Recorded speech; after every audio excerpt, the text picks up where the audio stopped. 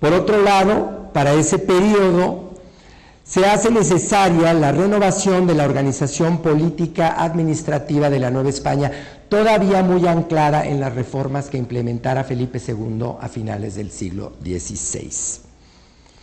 En una de estas reformas tuvo que ver precisamente la creación de las secretarías del despacho, pero también surge un deseo de parte de la corona de establecer en Indias, y estoy hablando ahora en concreto de la Nueva España, un sistema más eficaz, más centralizado de gobierno. Es decir, se percibe, y esto es una situación que definen los asesores de Felipe V, de Fernando VI y posteriormente de Carlos III, se percibe que en la Nueva España gobierna un virrey, pero gobierna al mando u obedece a un grupo o a varios grupos de interés de adentro de la Nueva España.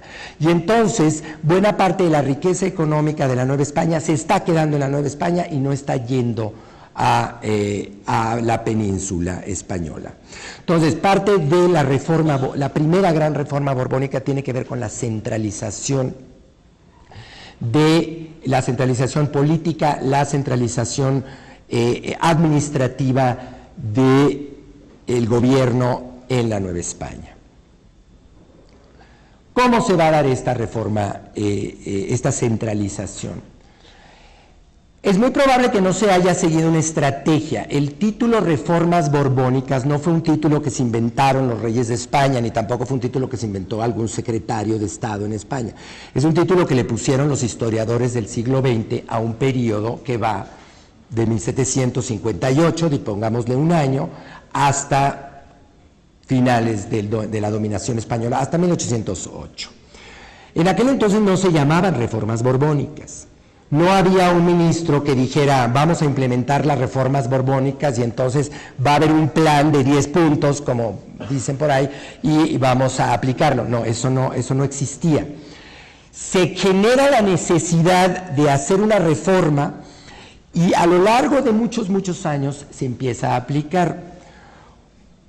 La primera reforma, o la más importante, era la necesidad de defender el territorio.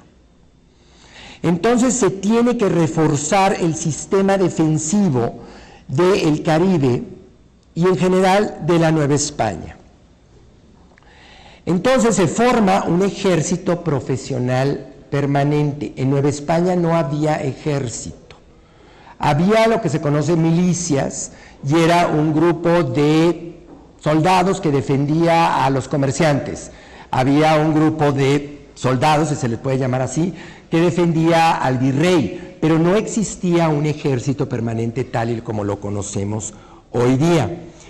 Este ejército era necesario para fortificar las costas, en concreto para fortificar Veracruz, para fortificar La Habana, para fortificar Puerto Rico, para fortificar República Dominicana, para fortificar lo que después fue República Dominicana, Santo Domingo, perdón, lo que es ahora la península de Yucatán en concreto, y sobre todo, muy importante, para defender la región norteña de la Nueva España, que estaba completamente desprotegida. Todo este aparato militar que empieza a llegar, les digo, a mediados del siglo XIX y que siguió llegando durante todo el resto a mediados del siglo XVIII y que siguió llegando durante todo el resto del siglo XVIII, requería dinero.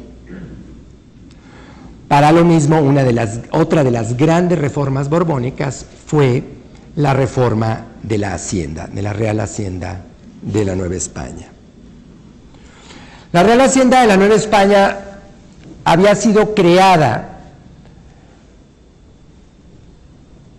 mediante una serie de tesorerías que se establecían en zonas mineras como Guanajuato, en zonas comerciales como Puebla, en puertos como Veracruz, en ciudades más o menos importantes como el caso de Mérida, etcétera. se habían ido creando a lo largo de los años y tenían cierto grado de centralización en manos del virrey. Sin embargo, las tesorerías recolectaban impuestos por la vía del arrendamiento de los impuestos, es decir, como no había funcionarios que cobraran los impuestos, entonces se rentaba el privilegio de cobrar los impuestos a nombre del rey y, por ejemplo, los comerciantes de la Ciudad de México pagaban una cantidad al principio de año y ellos cobraban la alcabala de la Ciudad de México y nada más les había costado la cantidad que pagaron a principio de año, entonces podían cobrar lo que quisieran. Entonces esto significaba que la corona recibía nada más lo que pagaba por renta el Consulado de Comerciantes de la Ciudad de México y el Consulado de Comerciantes se quedaba con todo lo que cobraba por alcabalas al entrar a la Ciudad de México. La alcabala era un impuesto que se cobraba por ingresar o sacar mercancías de la Ciudad de México. Y había alcabalas en muchos lugares de la Nueva España.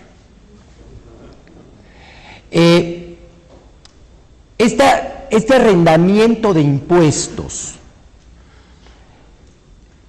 ocurría no nada más en el caso de la alcabala, ocurría en prácticamente todos los impuestos. La casa de moneda era arrendada a un particular, quien cobraba a los mineros por hacer moneda la plata y pagaba una renta al rey, entonces el rey perdía. El tributo de indios era lo mismo, se le arrendaba a alguien que cobraba a los indios y ese alguien le pagaba una renta al rey, una renta anual. Y el rey, pues perdía. Entonces, si necesitaba fortificar, fortalecer, defender las posesiones de lo que se conoce como el virreinato septentrional, es decir, la Nueva España, pues entonces necesitaba dinero.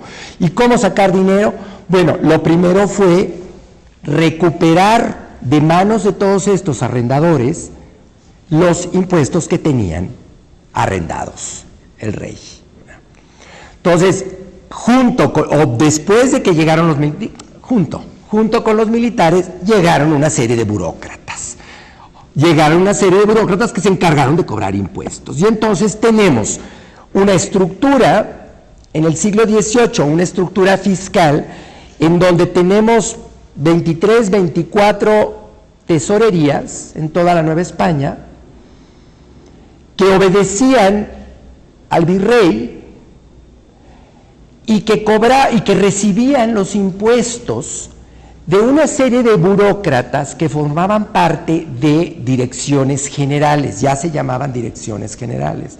Y entonces tenemos Dirección General de Alcabalas y tenemos, no se llamaba así, pero Dirección de Tributos y teníamos Dirección de etcétera. Teníamos distintas direcciones que tenían a sus funcionarios que cobraban los impuestos y de ahí se pagaban ellos y lo que les sobraba lo iban y lo depositaban a la caja más cercana. ¿Sí? Esta caja más cercana se pagaba a sí mismo, el tesorero, el contador, se pagaban a sí mismo de lo que recibían de la caja y luego tomaban el dinero y lo llevaban a la Ciudad de México. La Ciudad de México, que era caja matriz, le pagaba al virrey, le pagaba a los funcionarios que vivían aquí en la Ciudad de México, se pagaban a ellos mismos, los tesoreros, los contadores, pagaban todos los materiales que se necesitaban, lápiz, papel, bueno, pluma, papel, ese tipo de cosas. Lo que sobraba, porque era mucho dinero el que se generaba, lo que sobraba lo utilizaban para pagarle a los militares que estaban en el norte de la Nueva España, a los militares que estaban en el Caribe, en concreto en la península de Yucatán, en La Habana, en Puerto Rico, en Santo Domingo, incluso al caso hasta Cartagena, en Colombia, en una figura que se llamaba situados, así se le conocía al pago que se hacía a estas guarniciones militares. Es más, el dinero iba hasta la guarnición militar de Filipinas. Y de que sobraba, porque todavía sobraba, lo que sobraba se mandaba a España. El Palacio Real de Madrid lo construyó Carlos III y lo construyó, sí, con mucho dinero español, debo de reconocer, España también generaba mucha riqueza, pero también lo construyó con dinero que le llegaba de América.